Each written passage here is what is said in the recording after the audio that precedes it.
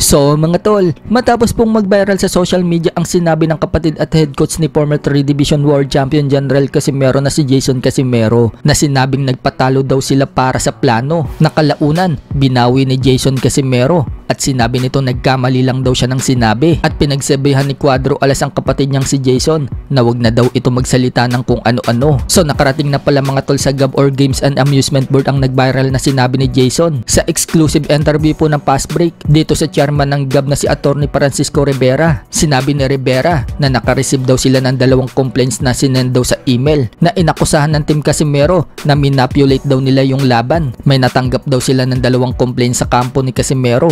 Yung isa, tumaya daw yung mga fans kay Casimero at natalo. At napanood din ng chairman ng GAB yung video na inilabas ni Jason kung saan sinabi ni Jason na nagpatalo daw sila para sa plano. Sa ngayon mga tol, pending pa daw yan at iimbestigahan ng allegations of game fixing. So may batas po kasi mga tol na bawal ang game fixing. May kaparusahan nga po yan kapag napatunayan na ginagawa mo yan. Pero ayon naman sa initial impression ng chairman ng GAB noong panoorin niya ang laban ni Casimero, nagpakita naman daw ng aggressive si Casimero sa laban nito kay Kameda at magandang laban naman daw ang pinakita ni Casimero. Naiintindihan din daw niya kaya natalo si Casimero dahil umakyat daw ito ng timbang ng walang preparation. Natanungin naman po ang chairman ng GAB kung ano ang haharapin ni Casimero kung mapatunayan na guilty ito. Sagot ng chairman, pwede daw maribok ang license ni Casimero kung mapatunayan yan. So hindi natin alam mga tol kung ipapatawag ba itong si Casimero sa GAB para pagpaliwanagin at imbestigahan. Ang controversial umano na yan pumutok matapos magpahayag itong si Silver Boys TV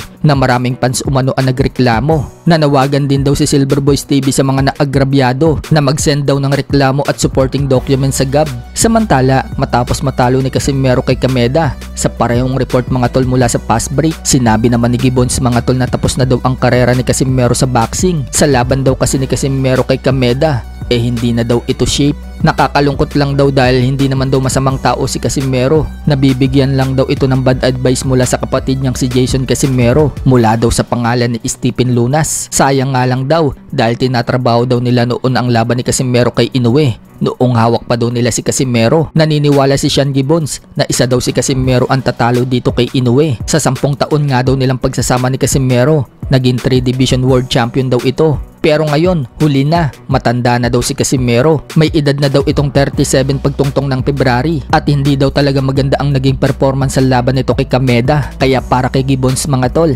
tapos na daw ang karir ni Casimero. So kabaliktaran naman po yung sinabi ni Gibbons mga tol sa batikang sports analyst natin dito sa Pilipinas na si Attorney Ed Tolentino. Sinabi po kasi ni Attorney Ed Tolentino na hindi pa daw tapos ang karir ni Casimero. Ang kailangan lang daw ni Casimero, bigyan daw ito ng laban na nasa top 10 ranking para makabalik daw si Casimero sa tuktok at bumaba daw ito ng timbang dahil hindi daw effective kay Casimero yung mataas na timbang. So dapat pala mga tol, request ni Casimero sa promoter niya ngayon na bigyan siya ng kalaban na nasa top ranking para makabalik siya sa tuktok.